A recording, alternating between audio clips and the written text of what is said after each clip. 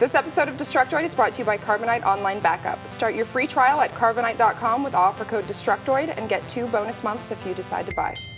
Coming up on Destructoid, Microsoft reaches out to fans with a new Halo multiplayer map. Sony sues the guy who hacked the PS3, so he challenges them to a rap battle. And I spent 3 hours playing Duke Nukem Forever on Friday. You jelly? All this and more coming up on Destructoid.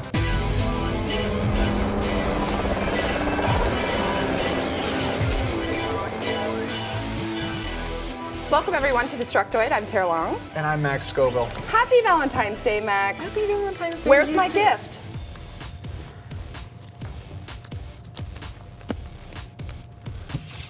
That's better.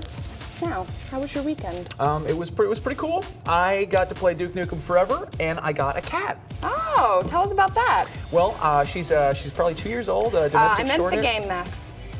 Oh, okay, yeah. Well, obviously, I've been pretty excited about Duke Nukem.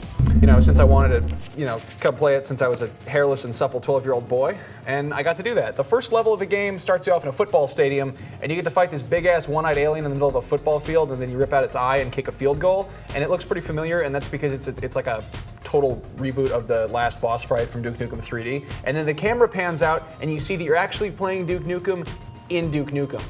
Inception. And then there's a couple of blonde girls who are going down on you. And this has all been shown off before by Gearbox in like a live demo they did last year. But I got to play for about probably almost 3 hours after that.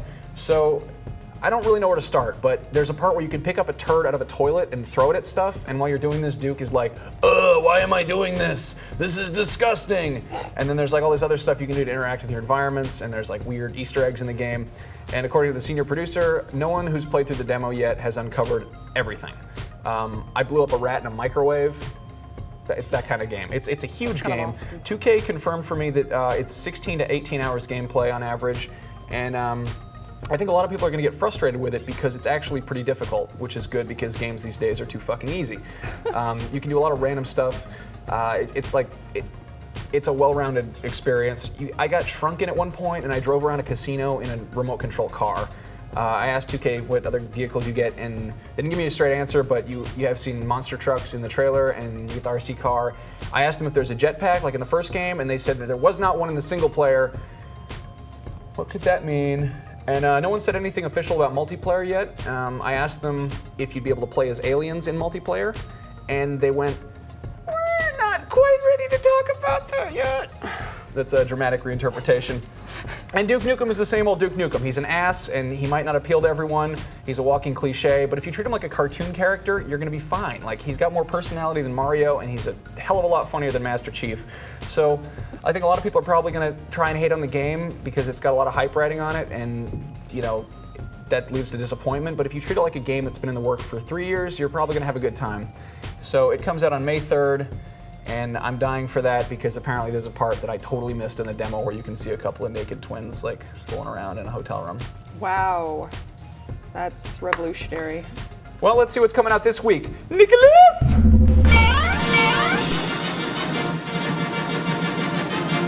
So it's Monday morning and it's almost noon my time. I'm on the East Coast and I realized I didn't do a new releases video, so I'm not even gonna try.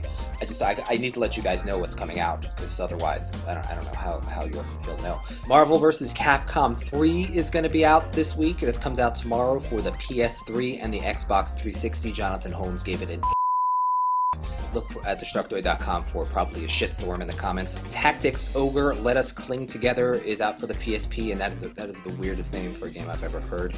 Dragon Quest VI, Realms of Revelation is out for the Nintendo DS. I feel like a Dragon Quest game just came out, so I guess this is another one. This one, Max is going to be really excited about this one. Gears of War Triple Pack is out for Xbox 360.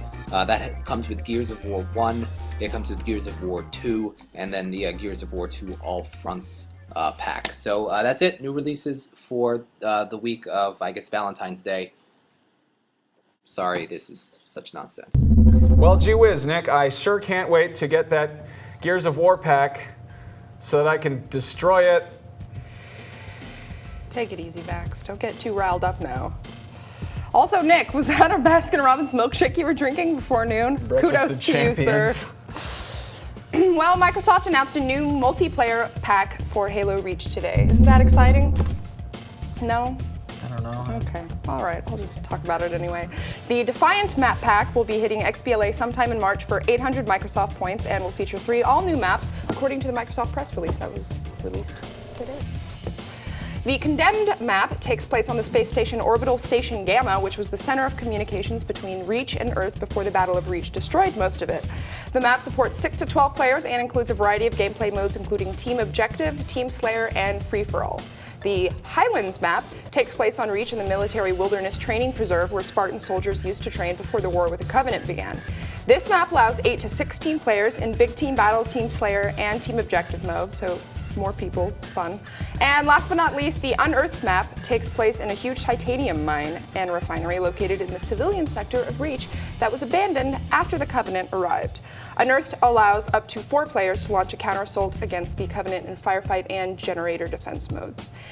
And that's the skinny on those new map packs. If you're not a fan of the Halo series, then I'm sorry, I just wasted 2 minutes of your time. But maybe Max can redeem you with a story about his cat or something? My cat shits in a box full of sand. Hey, remember those things we used to play with before video games? Little people with the accessories and the play sets and stuff? Paper dolls? They're action figures! Oh, they are Jesus collectibles! Christ. Okay. Well, the American International Toy Fair is currently taking place, and there are some pretty cool video game action figures on display. NECA showed off their latest. There was a bunch of familiar faces from BioShock, including the ever-popular Big Daddy and that awful man with meat hooks in his hands. And there are a bunch of sweaty guys with beards and soul patches and do-rags from the much-awaited Gears of War 3, as well as Duke Nukem and Claptrap, the lovable companion from Borderlands. Square Enix had their Play Arts collection on display, including some badass Halo Reach figures and Adam Jensen from Deus Ex Human Revolution. A company called Gaming Heads evidently got the right to Valve's games with a full offering from Team Fortress 2, Portal, Left 4 Dead, and Is That a Head Crab Zombie? Ooh. God, I love toys. For more coverage on Toy Fair 2011, including non-gaming collectibles, check out Detoid's sister site, tomopop.com. Action figures are available wherever action figures are sold. Hey, you know what's cooler than action figures, Max? Just about everything else, including but not limited to the Xperia Play. I heard the announcement this weekend, I'm sure you guys did too. Sony has now officially unveiled the Xperia Play phone, and that can mean only one thing. Corny promo videos of people using electronic devices and smiling suggestively at each other for no reason. And to go along with those, we do have some specs. We know that it's going to be using Android's latest platform, Gingerbread. It's launching sometime in March, but Verizon customers are going to have first dibs. Yeah.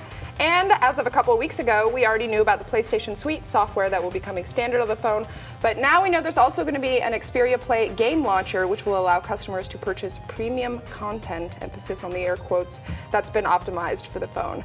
For more details and videos, you can visit Destructoid.com. In the meantime, Max is going to take a second to thank our sponsor. Max? Thank you, Tara.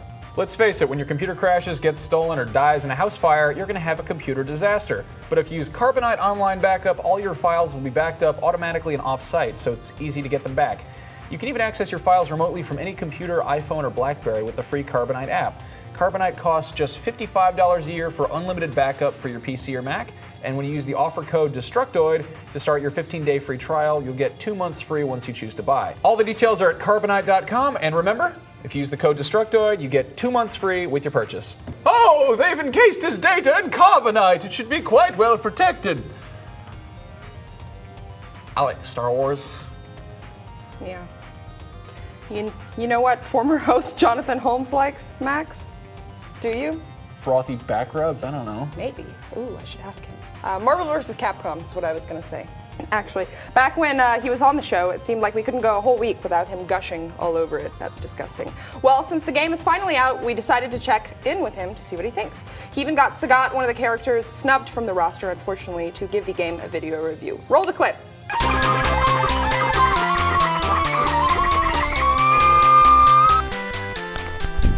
Sagat here with some of my friends playing Marvel vs. Capcom 3, which just came out. What do you guys think of the game so far? That's alright. Yeah, not too bad? Taskmaster, how was that shower? Alright. It's great. Let's start with the graphics. What do you think of the game? How does it look? It's looking alright. Yeah? How does it compare to Super Street Fighter 4, which was Capcom's last big fighting game that they released? I think it looked better in Street Fighter 4. Yeah? You think Street Fighter 4 had better graphics? Yeah. I think Super Street Fighter 4, the graphics were a lot more expressive.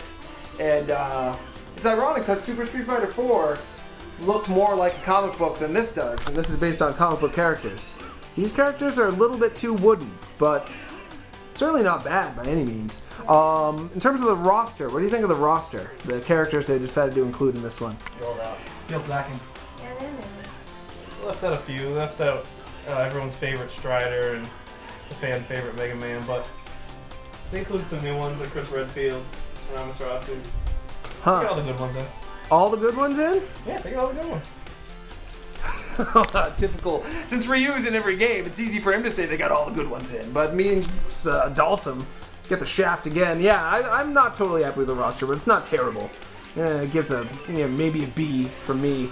Also, there's this new fighting system in the game, like X Factor. What do you think about that? It's kind of the big new gimmick from Marvel vs. Capcom 3. What do you guys think of it? Can make or break the game. You can make.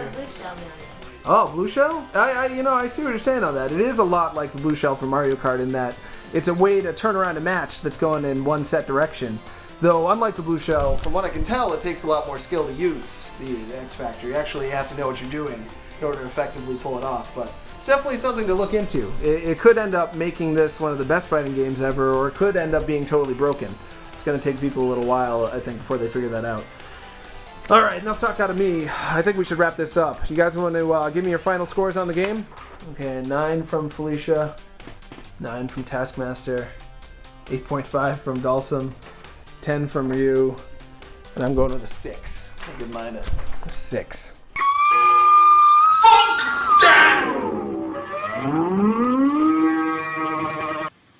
Thank you, Sagat.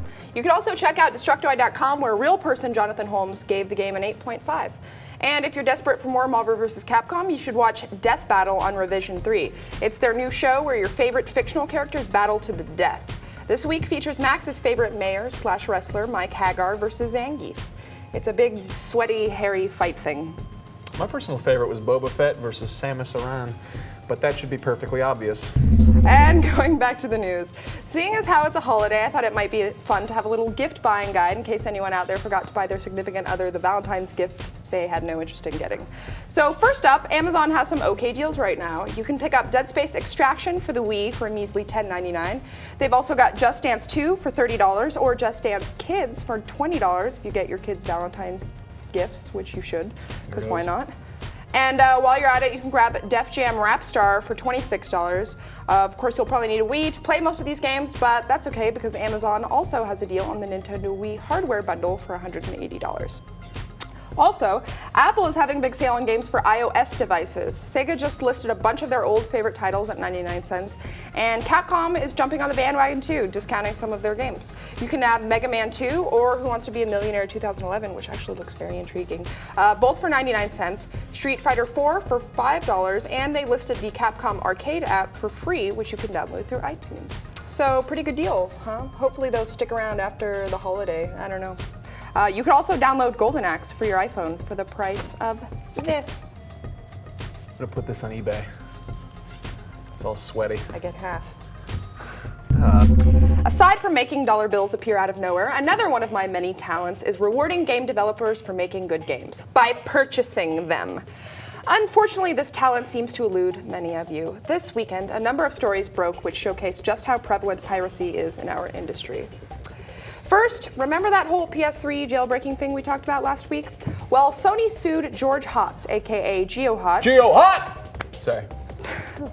So he responded in the only logical way he could, with a stinging, vengeful battle rap. Word! Yo, it's GeoHot. And for those that don't know, I'm getting sued by Sony.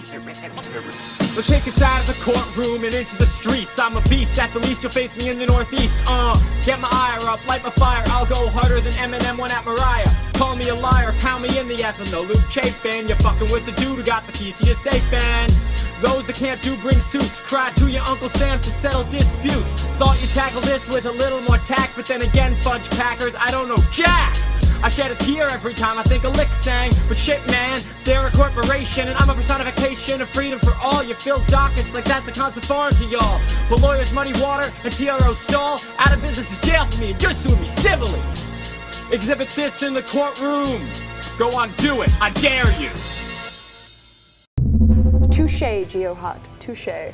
After that, we got the news that Crysis 2 for PC was leaked through various CD channels over a month before its release, unfortunately.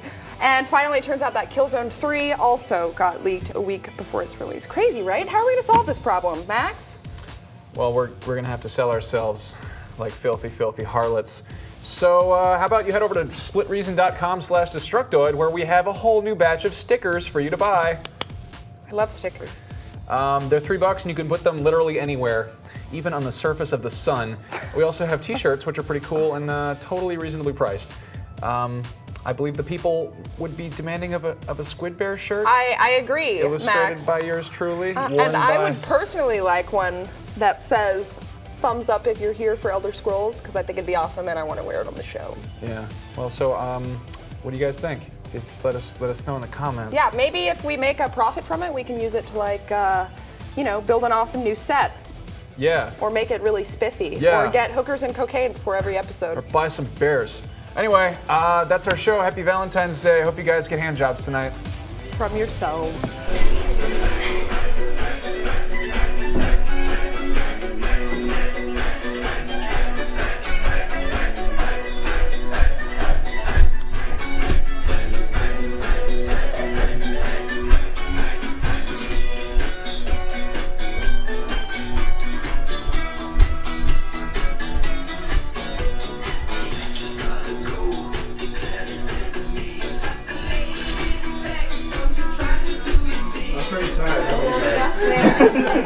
I don't know who wins.